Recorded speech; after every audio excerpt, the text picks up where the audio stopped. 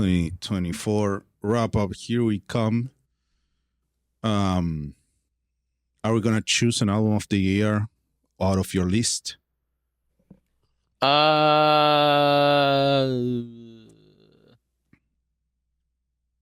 Perfect. I mean, I probably we'll go with that. Okay, let's see.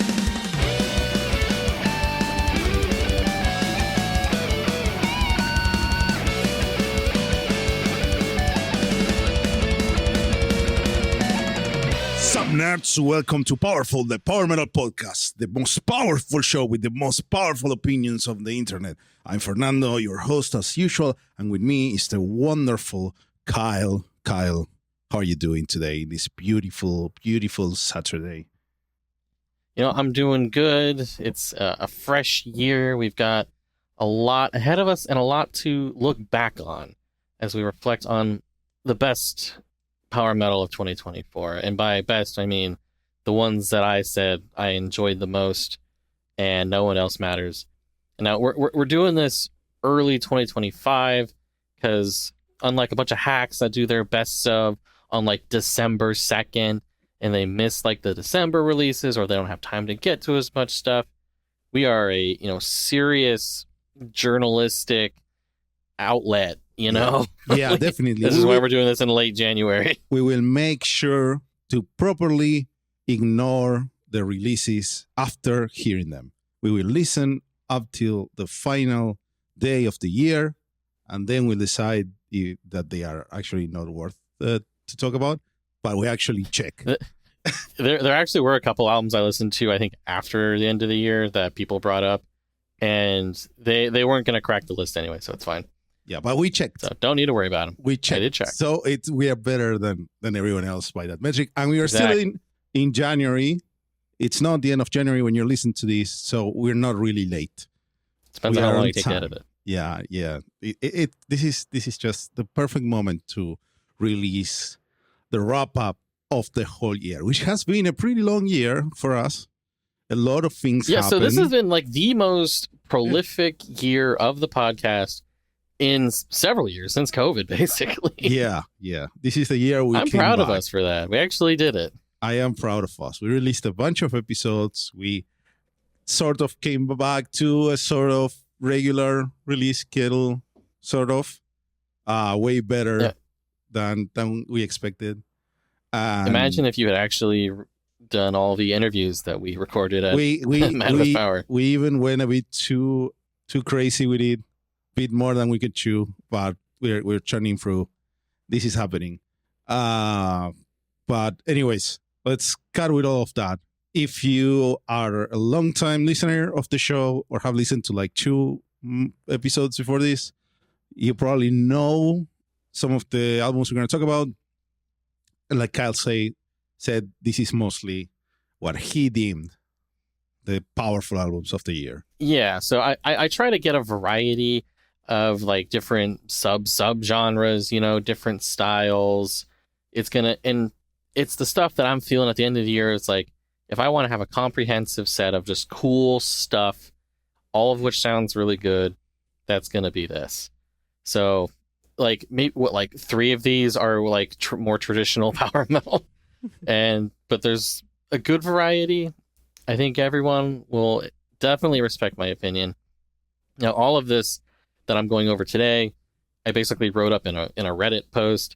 I've been doing these like end of year wrap ups on the Power Metal subreddit since before we started the podcast. Mm-hmm. And I don't think I've missed a year since like 2016 or something.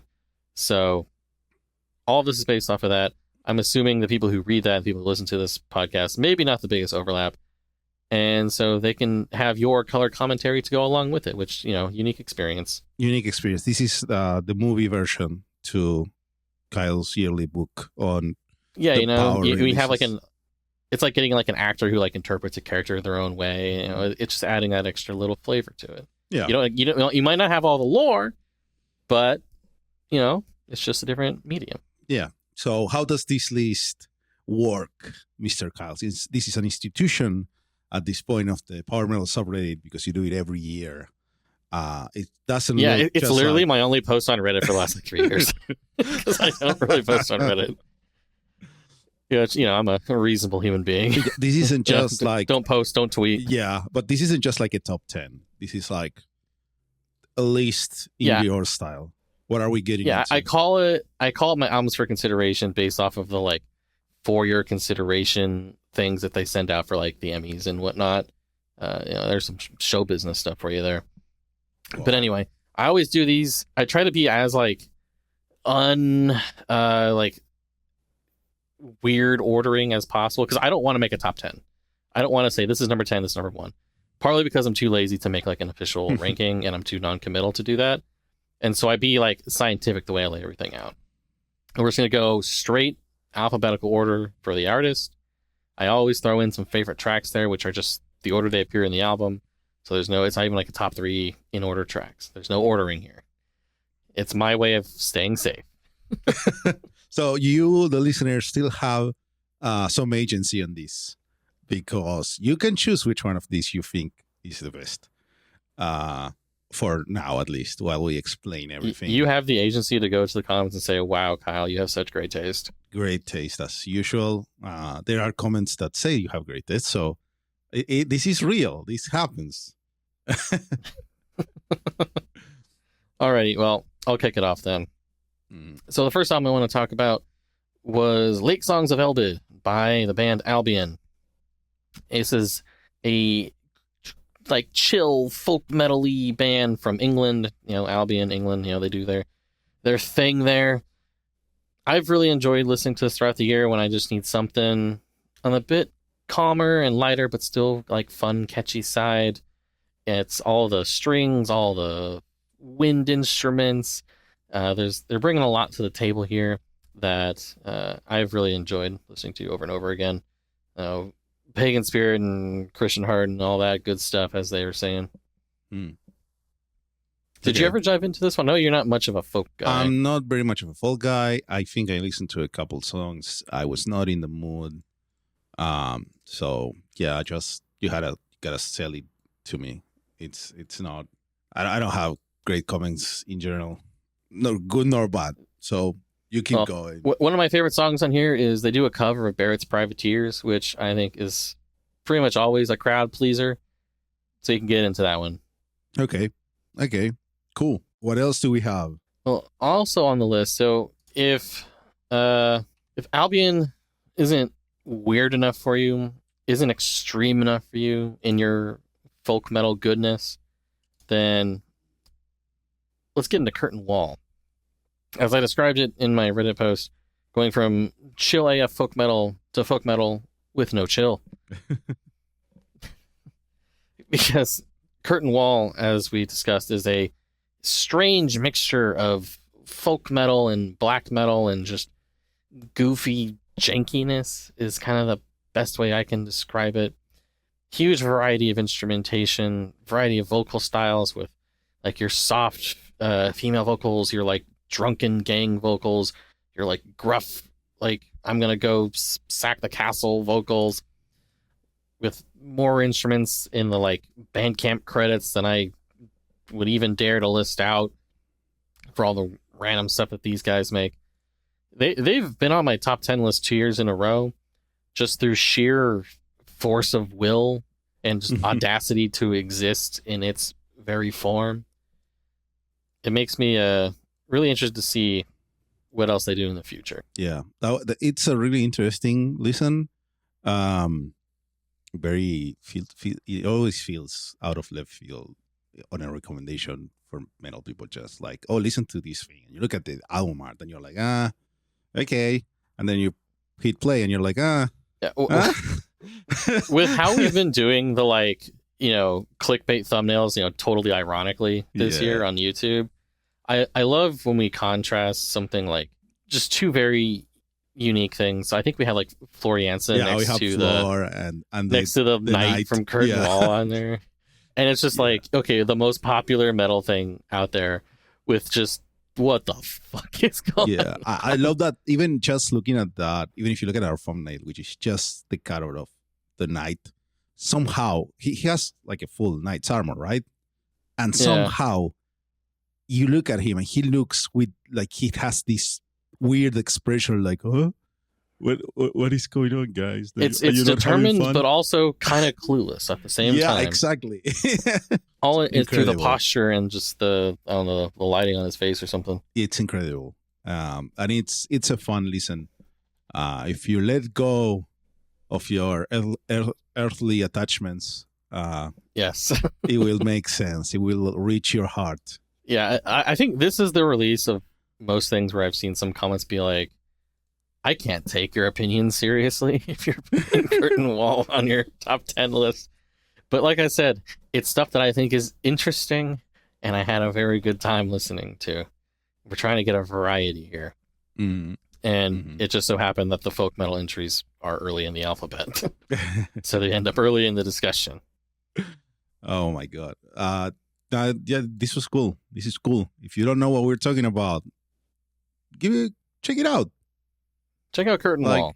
It's gonna be something for sure. It's not like you will not listen to it and think, I lost time. Like it will leave a memory. Not sure what kind, but it will leave a memory. Yeah, I know some people feel like they get fucking traumatized when they listen to some of these like more unique bands. You know, people like to be dramatic, but hey, it's memorable, and you might really like it, which is why I always recommend it to people. Good recommendation. Speaking of memorable, so like this list going in alphabetical order, it's fucking weird because next up we have Demon Bitch, and Master of the Games, Yugimoto himself endorses Demon Bitch.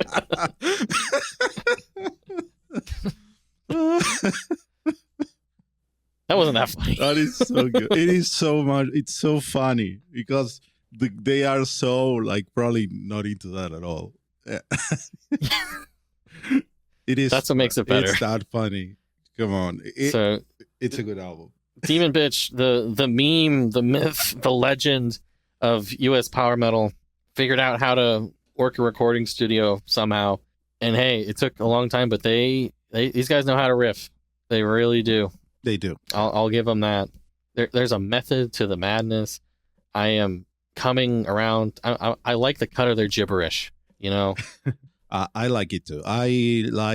This is one of the albums that I listen to.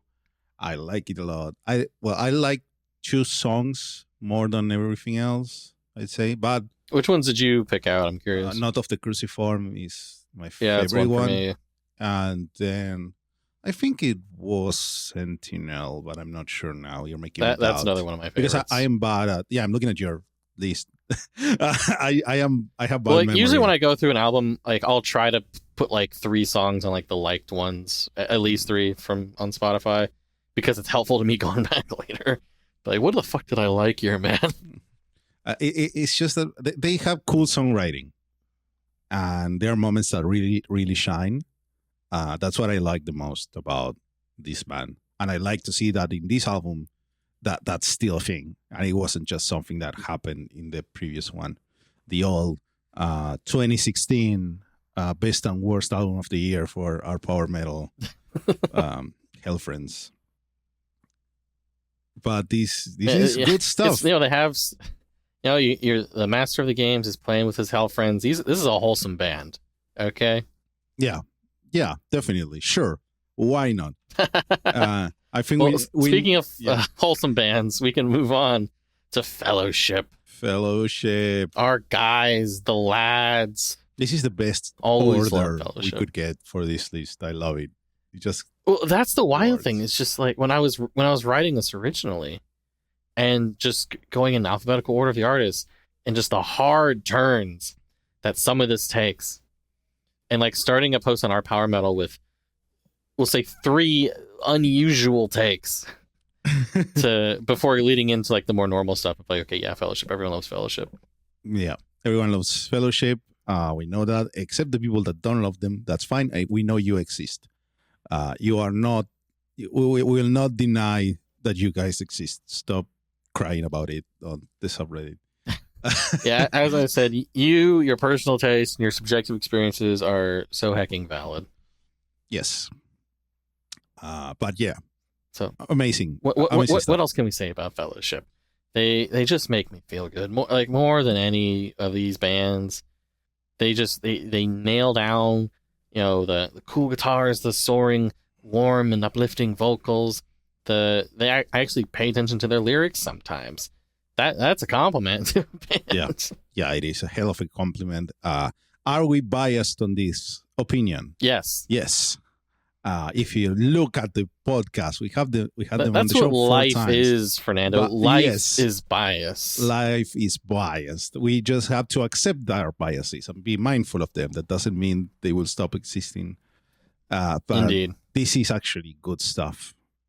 Very good stuff. If you like EOPM, I kind of find annoying that the great divide that is between the people that will prefer the Demon Beach album to the people that will prefer the Fellowship album.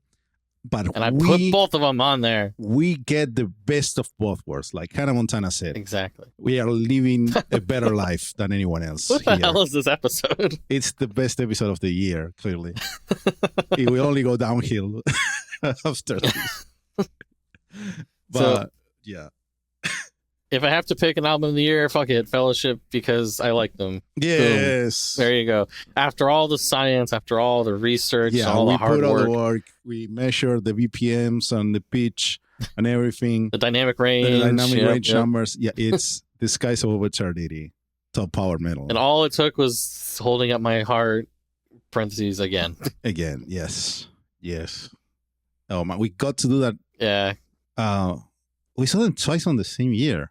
That's the other thing. It's like, what? That's insane. Seeing them twice in 1 year feels like a miracle to me. It is a miracle. We went 0-2 twice. Like, oh my God, this is great. It's also like great to see a band that's on their trajectory to getting bigger and actually not getting stalled, like in their first steps. It's amazing to be able to be part of this journey. Yeah, it's like they didn't like release like a total dog shit second album. They didn't like have their half their band get canceled or whatever. So everything seems to be working out. Yeah. Okay. Yeah.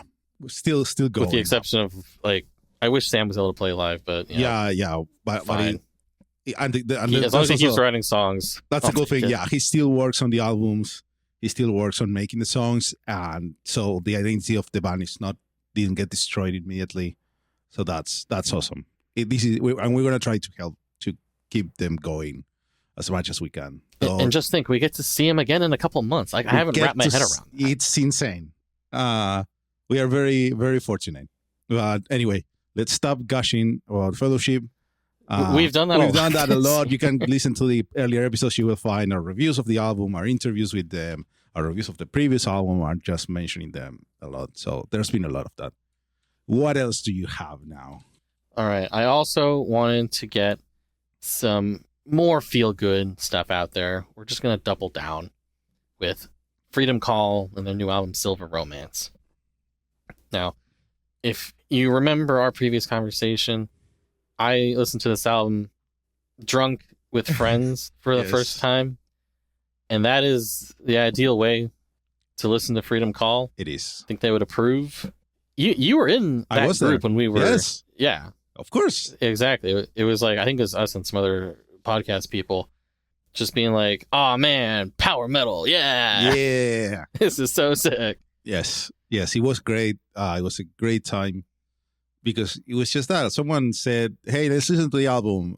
Put it on Spotify, that Spotify party thing, so everyone streams at the same time, and just commenting on real time." We had a good time. We really had a good time.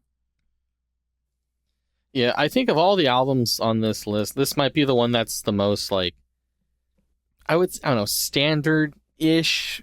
Like, it's Freedom Call. They're not gonna be pushing the envelope. Mm. But they make good stuff. And sometimes that good stuff just really hits.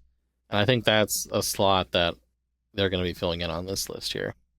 This is like the baseline, the average, but well done. So it's worth mentioning. Yeah, it's basic idea, but really great execution can go a long way. Yeah, and also like shows the importance of context for a lot of music listening. Music listening is not such a dry exercise. Like there's music that shines as background music. There's music that shines as a very cerebral, pay attention and be marveled by what's going on. There's music that shines at getting people to jump up and just hang out together and all sorts of other things. And I think we listened to this album for the first time in the best possible context we could, given that we are thousands of kilometers apart. And that matters. That matters. Don't let something slide as too simple or too boring. If you just listen to it sitting at home alone on your computer or on your phone on the bus, because it might shine more in a group setting or some different setting. Indeed. I love the end of this album with just the Freedom Call is back as like the big like line that they're doing. It's the last song. We know you're back. You've been back for the last hour. Oh, it's so silly. I love it. Yeah, it's fun. It's good. It's a good okay. silly, I guess. It's okay. We allow it. Oh, man. Who else is back? Well, we're going to go from one consistent band to, another pretty consistent band with Galneryus. The stars will light the way. Probably give him my favorite album art of the year. I love that golden space dragon. That art is so pretty. Twilight Force is like, damn it! We should have done that. Yeah, look at the level of twinkles. Now we can't do a yellow dragon. The level of twinkles are off the charts. It's all twinkles. It's all like dusty, shiny, like shiny star that makes all the clouds, and it's gorgeous. Yeah, I love the composition of like the dragon like looking through like the ring of clouds into space there. Yeah, no, it's beautiful. The music also, maybe not. 2 or 3 of the songs are kind of beautiful. That would match. But a lot of it is just like, oh yeah, this is power metal. Let's get proggy. Let's get fast. Let's get riffy. Let's go high and shrieky and powerful and go Galneryus, go. I think this is much better than the previous album. Definitely. That's another thing that really, I think, elevates this for me is like, I was kind of concerned after the last album. Be like, oh man, are they losing it? And then they're like, oh, hell no, we're not losing it. We just like Freedom Call, we are back. Yeah. No, it was really, really great. Obviously, I listened to this album as well. I like the long song. They have a long song, like it's like 12 minutes long or something. And it's really good. I believe. It's really, really good. Yeah, I think I have that as one of my favorites. One of the things I've noticed about Galneryus is the like first song after the intro, pretty much always one of the best songs. And this one with The Reason We Fight, I think they like intentionally structure all their stuff that way. Yeah. But man, this is one of my favorite songs of the year.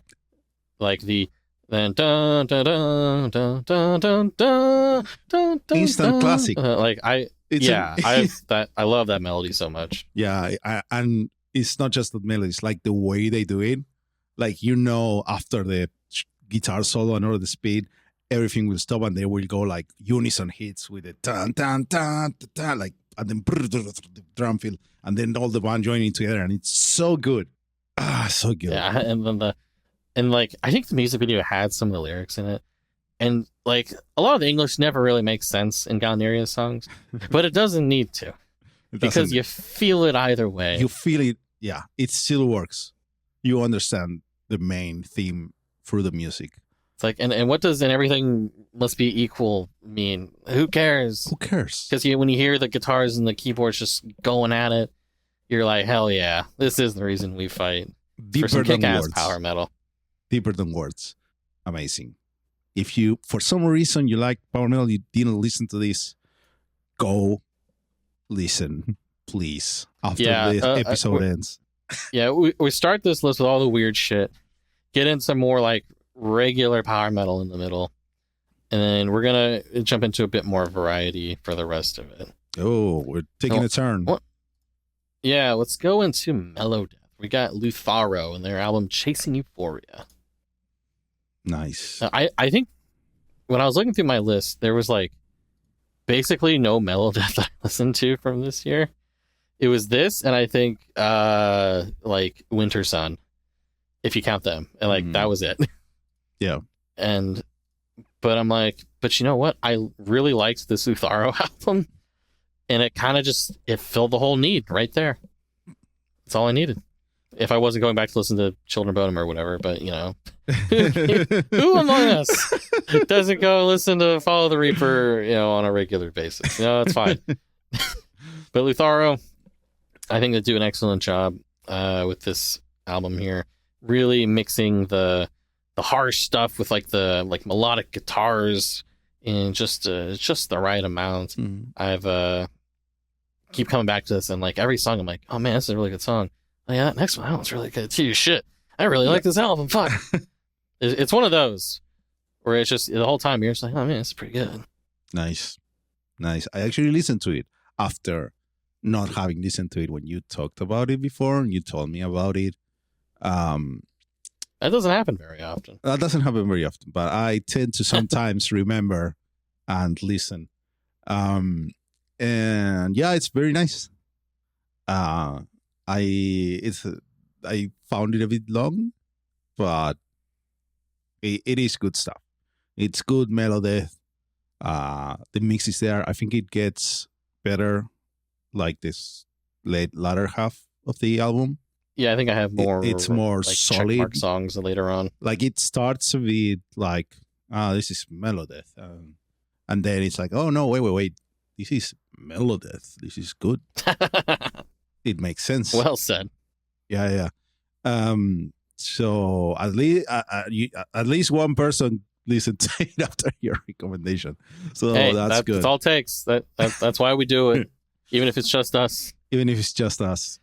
Yeah. They were touring earlier this year, and I wasn't able to make it. I think they're with like Seven Kingdoms and some of the usual suspects there.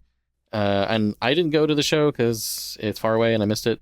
But I heard from people that did go that they were very good live. Nice. So, nice. I hope I will get to see them at some point. Someday. It can happen. Someday. We're going to go from Melodeath into our like epic trad metal with Savage Oath and their debut album Divine Battle. I mentioned that the like trad revival stuff isn't always my thing. Like it's usually, you know, solid. It's good. I don't always like love it, you know? But I really got into this album. Like these guys got it. Nice. Like the crazy riffs, the soaring vocals, the aggression, the power. It's not just like, oh, dude, remember the 80s? Like, no, these guys are saying, hey, remember the now when we made cool metal? Nice. I like that. Did you ever jump into this one? I think I listened to it once, maybe not in full. So you can assume I haven't and just sold it to me. I really like what you said. I am a person that's always really like apprehensive to just, oh yeah, remember the 80s? Let's do the same thing and try to make it sound crappy on purpose, trying to match it. And I find it that's very few albums that actually are like, no. I like the music from then, so I will use that to inform my current stuff and make it actually good. Because it's not the same to be influenced than to just try to copy. So if it's doing that, then it's probably worth listening to. Yeah, like I think I mentioned like it's easy for this kind of music to become background music when you've listened to a lot of it over the years. But this is one where I'm like, no, okay, this is going to demand my attention. I want to actively listen to this. Nice. I don't want to just have guitars in the background. Like awesome. If it's even just the first song, Night of the Night, you know, okay, look at you in your wordplay. You can just jump into that. And you can feel what they're all about right there. Awesome. Absolutely awesome. All right. Now, for the last couple albums, we're going to get into some sad boy shit. Yes. We need some downers every now and then. So the uppers are like we had too much happy stuff. Yeah, we need the contrast. All right, let's talk about Seven Spires and their newest album, A Fortress Called Home, which is a symphonic metal album title if I've ever heard one. But man, these guys are really good at making cool metal songs. I love that they don't just make songs that sound like they're trying to be the soundtrack to some crappy Netflix movie. Mm-hmm. They're actually incorporating all of it together. They're capturing these different moods and emotions so effectively. Like they can make stuff really catchy. They can make stuff really riffy. They can make stuff really epic or sad. It all really works together for me. Yeah, that's I think the same about them. It happens way too much that you listen to the term symphonic metal, and if you've listened to enough music, you go like, this is a bit hollow. Like, I'm not seeing the movie that the songwriter is seeing in their head. Something's missing. But these guys make sure that all the content is actually there and on display. The characters' emotions are there. They make sense. It's all very well packaged. I think I haven't listened to this album as much as their previous one. I don't think it's one you would casually re-listen to. Yes, it's not. It's heavy, It's heavy.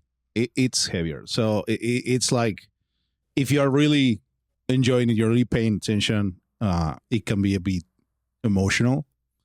That's why we say it's heavy. Not because it's too many versions for us. We're not that weak. But you need you need to balance it with some fellowship. Yeah, exactly. But it's good stuff. It's good stuff.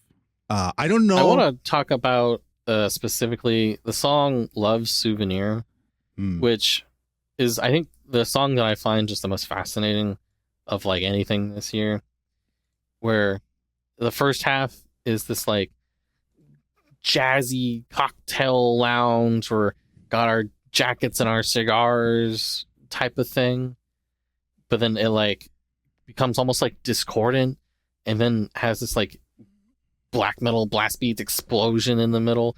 I've never heard something that evolves quite like this. I think that this is the defining they're trait. the only ones with the audacity to do it. Yeah, it's the defining trait of Seven Spires to me, is the actually probably using jazz with more black metal sensibilities. Because obviously, I think we mentioned this, and people know this in general. I think every member of the band is a professional musician that studied in Berkeley, the Berkeley Music School, University of Music. I don't remember the name properly, but they are fancy music university. They actually studied these things. They are like instrumentalists with degrees, so they know jazz, and you can tell, and it works really well. I know that a lot of metalheads are like weird about jazz. They don't understand it, or they don't listen to it, or they complain about them not playing the right notes or something. But these guys use metal it a people lot. don't play the right notes sometimes. Yeah, you know what I mean. Yeah, these guys use it a lot, but very well used within their metal context. And also, like, this brings up, why do we keep talking about Seven Spires? And they are brought up a lot in power metal circles when they don't do power metal.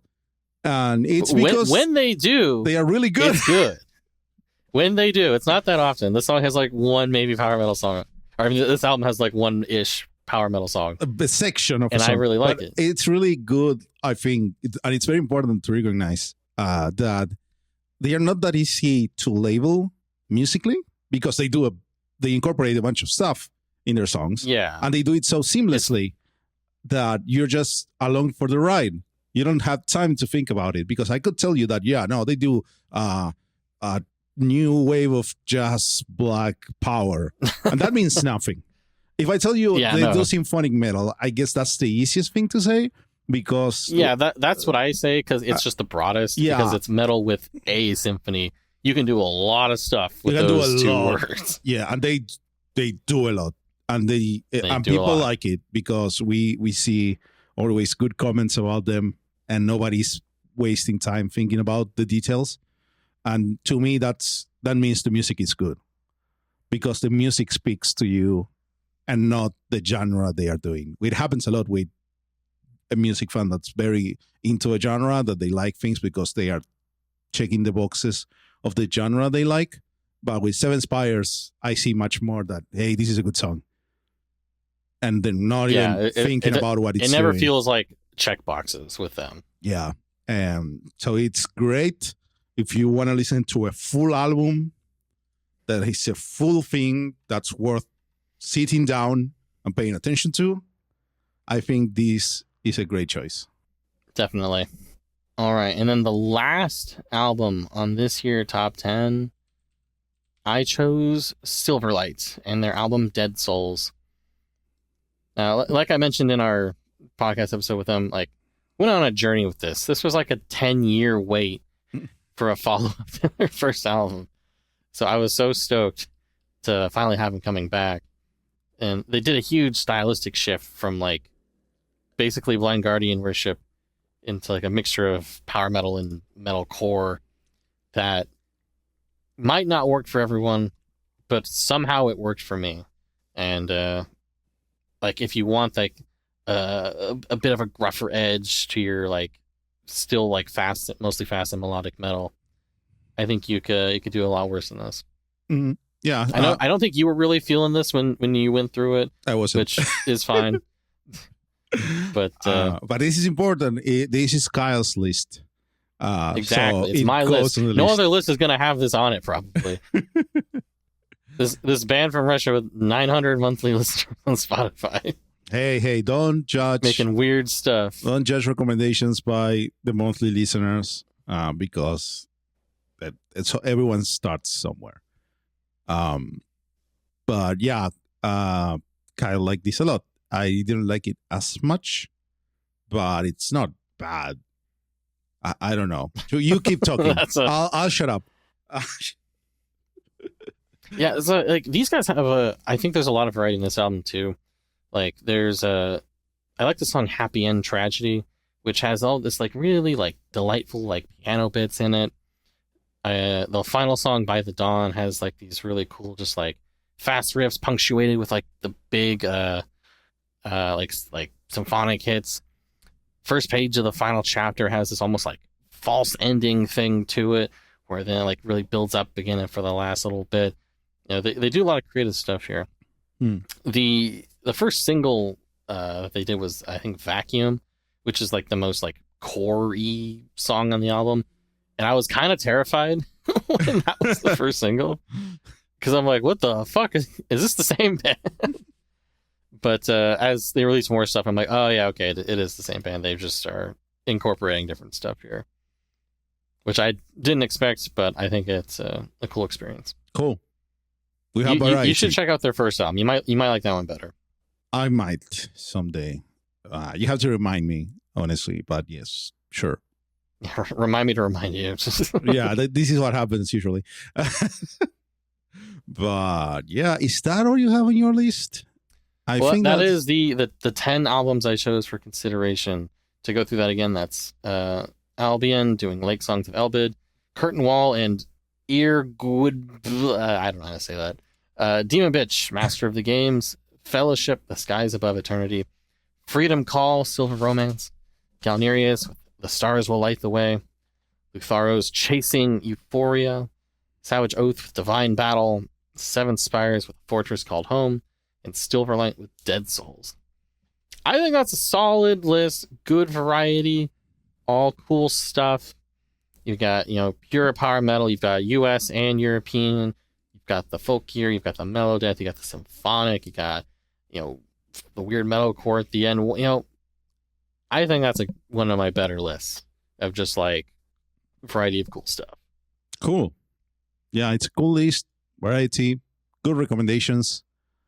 It was 2024 in power-ish albums for us, I guess. Yeah, like I have a bunch of honorable mentions, which are basically just all the albums that I highlight in green on my list of like, hey, this is pretty good. I would recommend it on my like spreadsheet. I don't feel like reading through all those because there's a lot, but you can if you're missing like your I don't know prog or something. There's a couple of prog things in there. I listened to DGM towards the end of the year because I missed that one, and people were like, "Oh, that one's good." And okay, yeah, DGM had a good album this year. Endless, as it was. What else was on there? Was cool. Illusion Force had a new album that was pretty cool. Just kind of like some like over the top, like fast power metal with just lots of wackiness and screaming.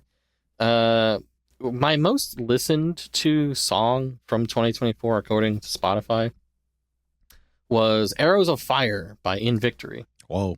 Which I think checks out because that came out like right at the start of the year, like January 3rd or something, and January 4th, excuse me. And I just spam that song a lot because I thought it was really catchy. Cool, very very cool. I don't think any of my top songs were power metal. It was I always have very diverse music listening, so my year-end tops, especially on Spotify, are a bit weird because they don't reflect everything I listen to. But it's probably Fellowship, some of the Fellowship songs. Yeah, because so much of the Fellowship that I listened to wasn't tracked by Spotify. Yeah, because we have the files. Download. Yeah. I would like to mention also that, well, the Illusion Force album, that's good. Dialith was cool. Yeah, Dialith EP was really cool. All the songs in that were interesting. Glyph's album, I think, is solid. I'm curious to see what happens with them going forward. There's a re-recordings. Love Bites had a solid EP. Yeah, Love Bites. I've been listening to Love Bites live shows. Like, it's what ends up happening with most of the Japanese bands that I like. I prefer to listen to the recordings of their live shows than the albums. They do a lot of those. It seems like they're always putting out a Blu-ray. Yeah, yeah, that's a cool thing. the stuff is there. I don't know what else. Unleash the Archers. I went back and gave Phantoma another listen. And I think it's growing on me. Oh, really? You know, I think maybe being disconnected from like the hype cycle and the discourse of it and just putting on, I'm like, you know, I'm enjoying this. I still don't think I'd put it up as much as Apex and Abyss. I really like those albums. But, you know, I think Phantoma did grow on me a bit. Hisaki's The Zodiac Sign has very cool stuff. It's an instrumental album. There's some moments that are really cool. But it's not like the whole thing. It's not that amazing, but there's very cool stuff in there. Gilgamesh Horse had a cool album. Get some more prog in there. I'm super stoked that Crimson Shadows are alive again. Crimson Shadows single. 3 Inches of Blood are alive again. I could see them next week, which is amazing. Nice. It was a good year. Solid year. Some releases. unexpected comebacks, I'd say. Unexpected comebacks. Yeah. That's so cool.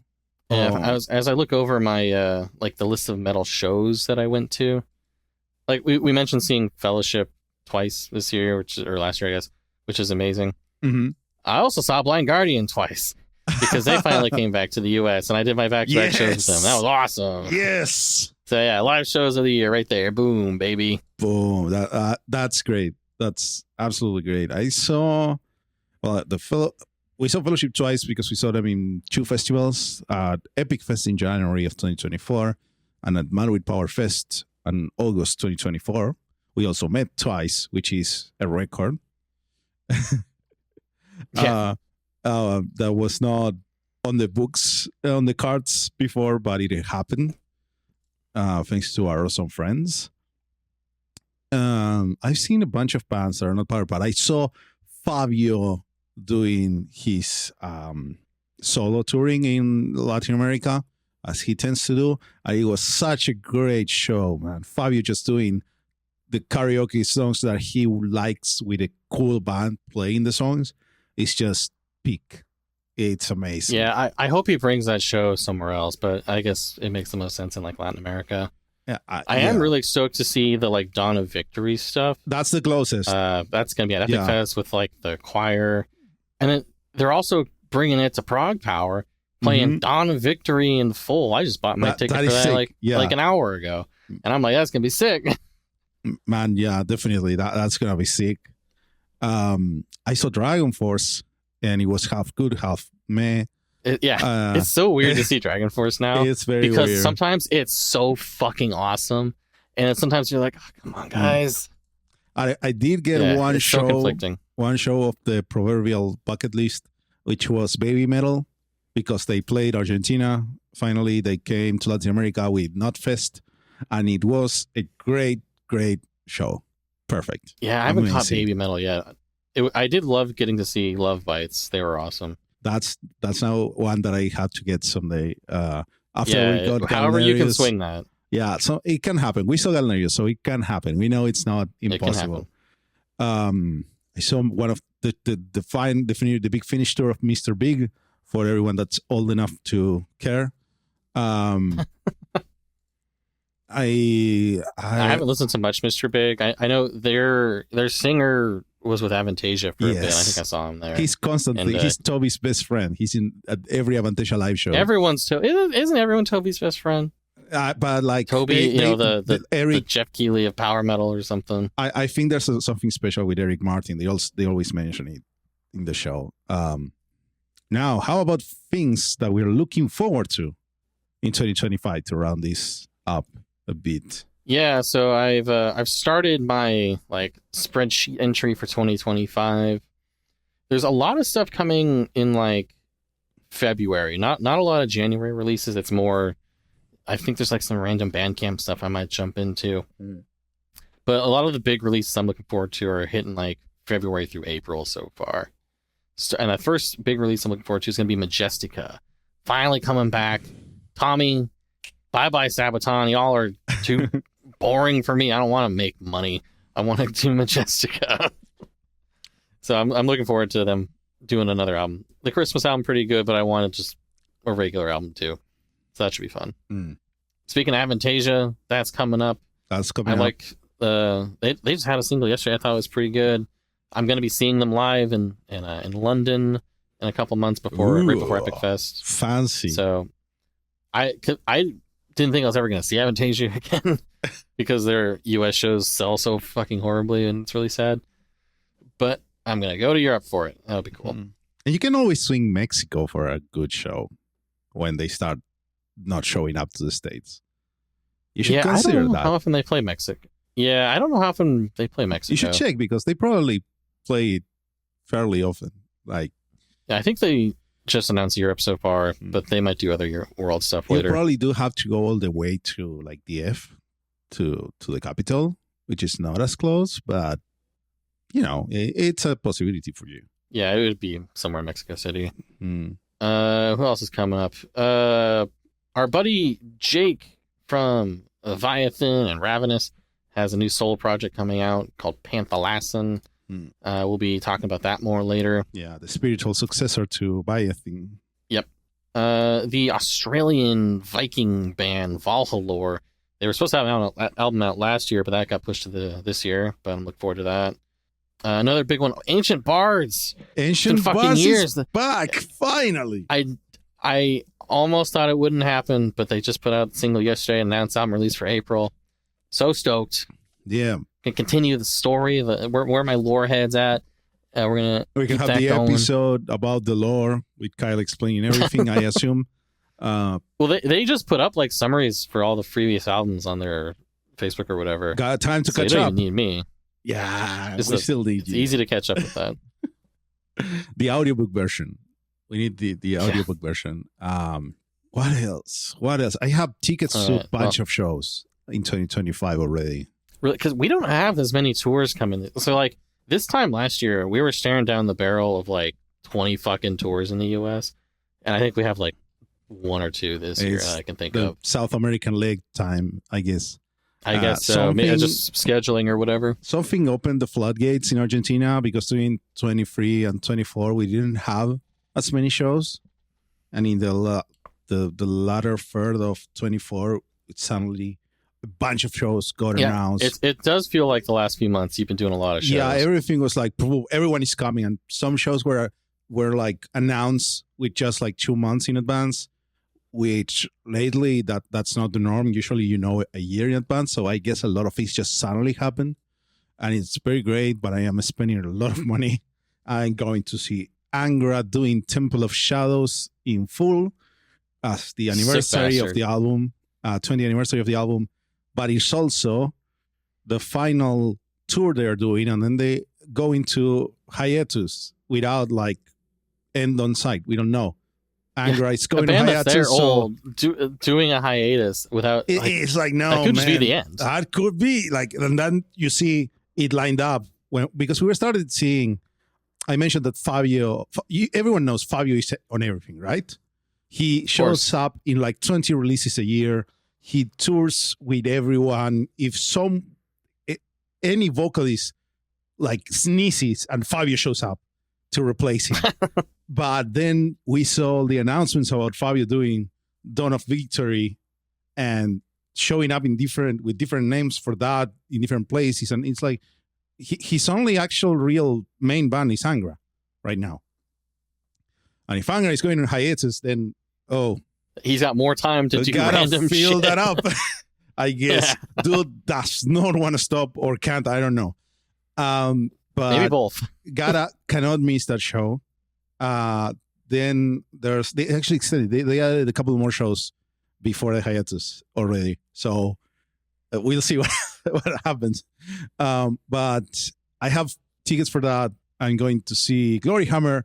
That's coming for the first time, finally, to Latin America. I have a ticket for Lepros that are playing here. That's going to be awesome for all the prog heads. I'm going to see Tarja and Marco with the symphonic strings live. I missed their previous tour, which was the dumbest thing ever, but now I already have my ticket for this one. I will probably catch them more and more because I don't know if you people know, but Tarja plays Argentina like every year. It's her second home. And now that Marco is free to do that as well, we'll probably see him more and more down here. I'm glad that Tarja and Marco are doing these like reunion things because those shows seem like they're really cool. Yeah, everything I hear is like the best, and I cannot wait for that. I'm really looking forward for that. And now I have the chance of double dipping because just yesterday, as of time of recording, Edu Falashi announced his own tour of the 20th anniversary of Temple of Shadows. So hell yeah. This is like your parents get divorced and it's like, I get two Christmases now. Christmases. Yeah. It's am I gonna go to both? Yes, of course. Hell yeah. Double dip on Temple of Shadows. Like I don't know if amazing. Edu has I really don't know if Edu's band is like static, if it's the same band that did Veracruz. But if it was, it's probably gonna be a good show. I'm still gonna go to see Angra. Actually, the Angra show comes first. But yeah, it'd be really funny if you just like snagged like a guitarist or a drummer from Angra for this. I don't know. Like, they already know how to play it. I think if they were on that kind of working terms, they would just do it together. Honestly. Yeah, probably. Like a whole, because they could do a whole like the Halloween thing, and just have Fabio Angra's United. Yeah, they could do it. Like, Resurrect Andre. But well, no, don't do that. That's too soon. But they could and they don't. So whatever. But sure, I'll go check out the second show with Edu. That could be fun. And then a bunch of other non-power metal things that are there looming in the distance. And we're going to Epic Fest again.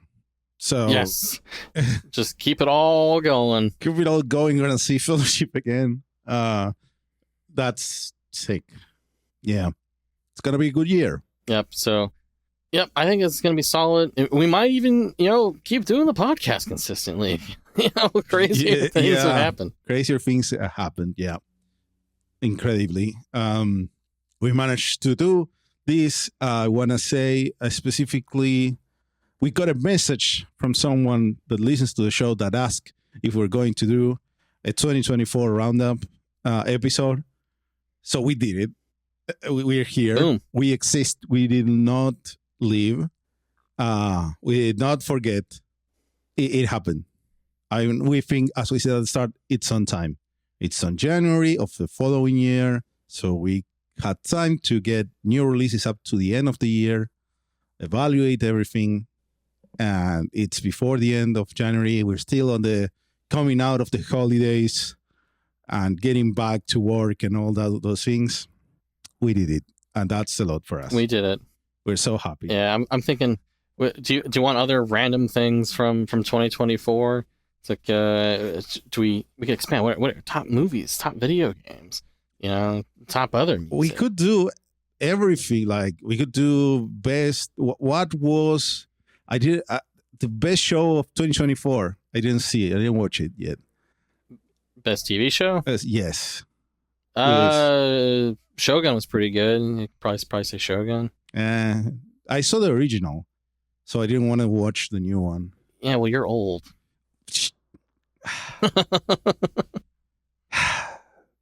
You see what I deal with, people? It's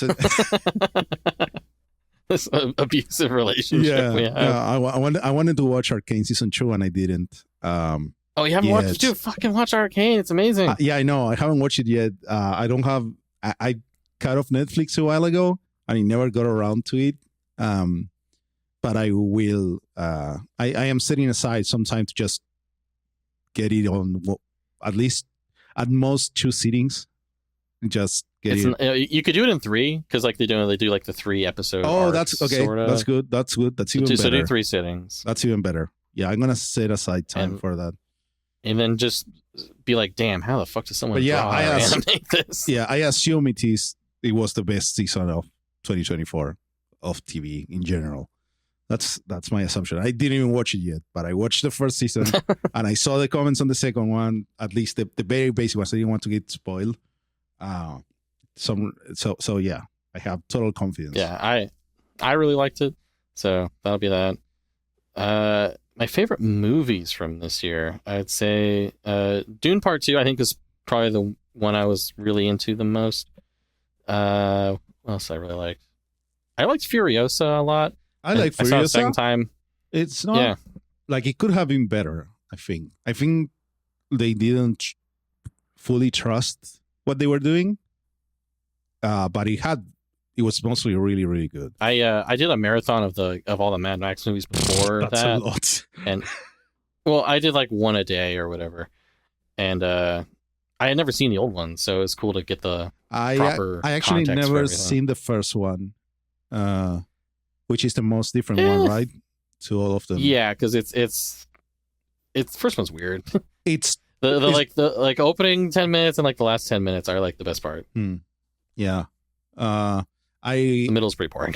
Yeah, I and the other ones I only watched them when I was a kid, so I don't remember. At least the second one, the second and third one, the Thunderdome one. That's the one that I know I watched, but I don't remember much. And Fury Road is just an amazing movie.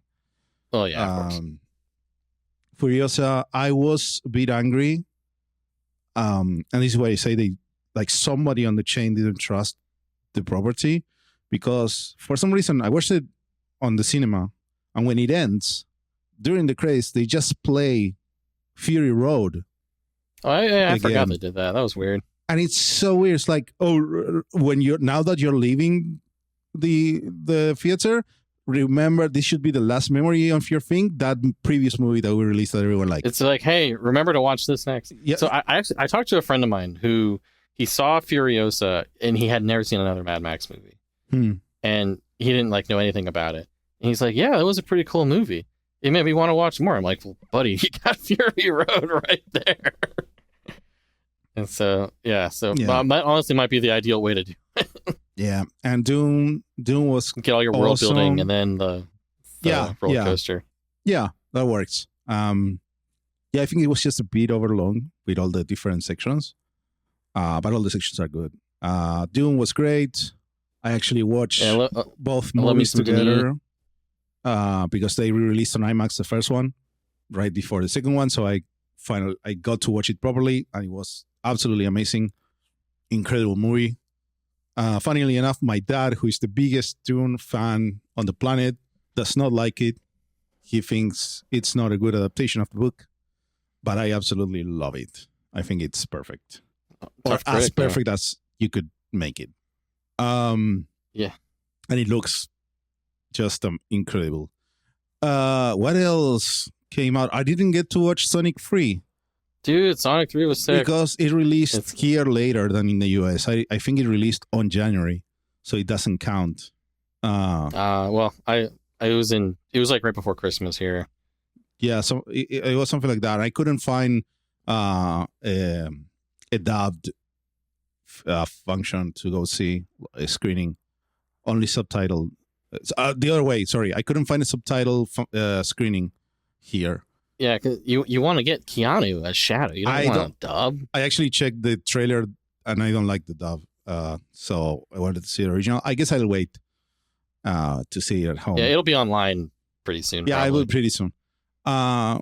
What else came out in 2023? I don't know, man. I don't have a list. Some other favorites for me. I just pulled up my list. The Wild Robot, excellent. I watched the Wild really Robot. That one. I liked it. I don't think it's like amazing. It's not the new Toy Story or anything like that. But it's pretty good. Did you see Anora? That one got it like won the Cannes Film Festival. I went and saw it. That was a very fun movie. Nosferatu I thought was cool. I just love Robert Eggers. His whole style is just really sick. I watched Nosferatu. It was pretty cool.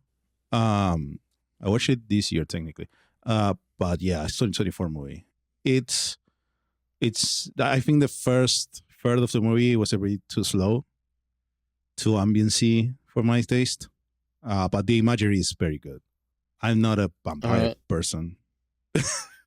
Yeah, I just love his style. I kind of hope he does like more original works, because his last couple have been technically adaptations. And I liked his first couple, which I think was just him doing weird stuff.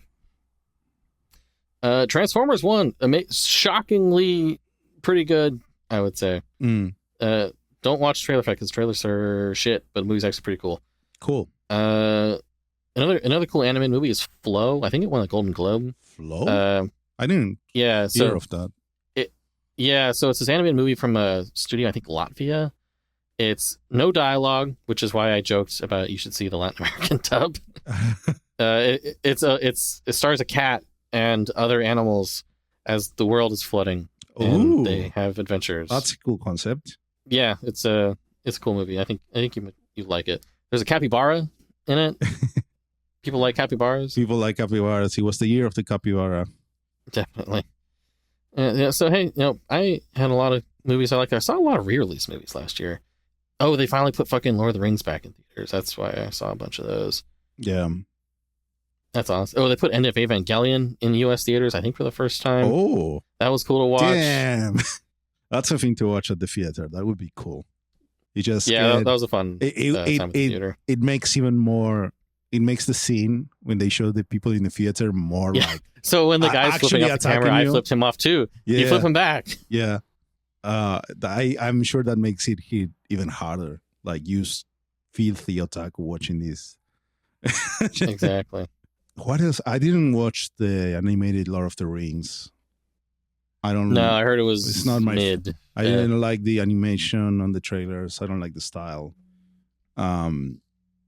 It's disappointing because like the director is like the director of Ghost in the Shell or something. So that doesn't mean that much. You would hope it'd be good, but you would hope, but like I don't know. I think it was a very hollow thing in its conception, and I don't know.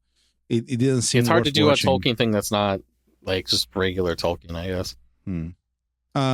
What else? Well, there was the Deadpool and Wolverine was 2024.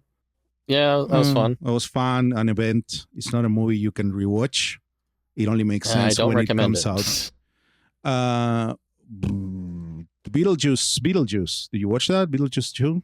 No, I've never seen the original. That's before my time. I didn't grow up with that one. I actually watched. We went to see a screening of the original first because they put it on for a week. And then the second one, it's a fun movie. It makes sense following the first one, follows in the same vein. A bit of the ending, the final parts didn't really work for me exactly, but it's pretty fun. See, I played a lot of video games last year, which then also influenced my music listening. So like I played a many games last year, 39 to be exact. Wow. And one of which was Octopath Traveler 2, which actually came out in 2023. But I've been listening to the music from the Octopath Traveler games a lot. That really slaps. So shout out to Yasunori Nishiki. I also played Ace Combat last year for the first time. Those have cool music. But I think overall, some of my favorite games from last year, the Elden Ring DLC, it's a little cheap to say, but I really like Elden Ring and FromSoft stuff. So that might have been my favorite game last year. That's what you like. That's fine. Yeah. If you like weird story stuff, 1,000 Times Resist and Indica are a couple really good like indie story games. There was a new Zelda game last year, Echoes of Wisdom, which I thought was a neat way of doing like a 2D Tears of the Kingdom sorta. Always curious to see what they end up doing with that. What other cool stuff was there last year? I played Nine Souls, which is like a Sekiro Metroidvania, which was really cool. It's just one of those like you gotta get good type of things. The Alan Wake 2 DLC was really interesting. Then one of the I played a bunch of older games, or a few older games last year, trying to hit like some classics. So I did Symphony of the Night for the first time. Did Final Fantasy VII, the original Fallout. But I think of all the old games I played that really won me over, I played a kind of a cult classic of Ghost Trick Phantom Detective, which was originally on like the DS or something that got re-released on the PC and Switch, I think. That game was awesome. Super interesting story, cool like gameplay style of like solving puzzles with like object manipulation, but just fascinating story. And you'll laugh, you'll cry, you'll love it. Cool. Yeah. So big year for stuff, I would say. I'm currently in the middle of reading Wind in Truth, the 5th Stormlight Archive book. It's a chunky book, but I'm sure some power metal certainly will be inspired by Stormlight, as it already has in it, and it will be for years to come. Nice. And you might have something to do with that, whether you know it or not. Your fucking lyric writer for Eons, like, he finished this like 1,300 page book very quickly. Yeah, like I swear, Greg is like, he's a literature guy. He's that kind of person. Clearly, he just like, I don't know. I stay away from it. I let him do his magic. He consumes books. He writes stuff. Then I don't know. That it's magic. Well, I'm happy you have him to just somehow make that all work. As he says, all right, now make all the music for me. Yeah, exactly. That's how it works. It's an interesting dynamic. I enjoy it because we can also like tell him, hey, we made this music. Can you change these 2 lines to have 3 more syllables and have the stress here? And he's like, yeah, sure. 15 minutes later, yeah, here it is, fixed. And it's like, ooh, great. Oh, nice. That's very convenient. And we'll get we released a song in 2024. It was very good. Yeah, that was right at the start. Yeah, in January, the worst time to release stuff apparently. But you know how it works. We they say fuck things. You, it's January. But yeah, you don't release stuff in January. Yeah, it's annoying. There's nothing to consume. Do you go? That's why you catch up in January. Do you go through? Do you see? I find very annoying the January drought on YouTube. It's the worst. I always have stuff. Well, like it helps that like last week was AGDQ because that gives you a ton of stuff to watch. Yeah, if you like, if you're into that, if you're into speedrunning. Yeah, I don't give a fuck. Well, there's that. Yeah, it's anyways. I don't know. 2025 is coming. It's here. It's it here. really is. We're already in 2025. Yeah, you're right. We're doing things. The podcast keeps going. I don't even want to count how many years we've been doing this, but it's more than we think, probably. And I don't know, man. Just gotta I have more music to listen to. And we have some episodes that lined up that we know what they're gonna be. Is this the year that the next Eons album comes out? I don't know. I hope so. I really hope so. We hit some delays. It's like 75% done. But all right, yeah, there's been so some math says they'll be out this year. Yeah, sure. Yes. There's been some unexpected hurdles that have delayed our unconventional production process. There are challenge. There are both benefits and the opposite of benefits. The word that I forgot. Drawbacks. Yeah, sure. I am too positive to remember those words. But there are some drawbacks to the way we do the albums with everyone anywhere in the world and not flying everyone to a studio to record at the same time, which would be too expensive for us right now. So we hit a couple of problems, but it's almost, I can hear it like it started to sound like an album, but we're still that's good. We still need some recordings to be finished and some logistics to figure out. So it should come out soon. TM. Soon TM. All right. Well, does that do it for this one then there, Fernando? I think it does. It's even more than I expected. We have an episode. 2024 is wrapped up. The year of power or something. The year of the capybara. It's always the year of power. It's always the year of power. You're right. When you listen to Powerful, the Power Metal podcast. Exactly. The most powerful time of the day, listening to the podcast.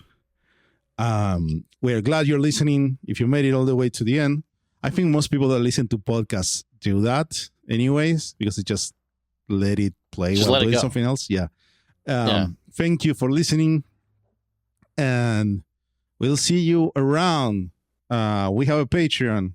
This might be the reminder that you never took your credit card off of it.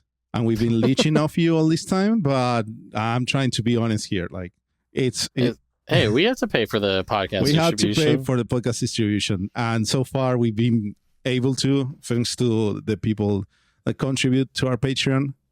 And we are glad that you enjoy this that much. And we'll try to keep doing it in a way that you enjoy it. And if you don't, then I don't know, man. I tried.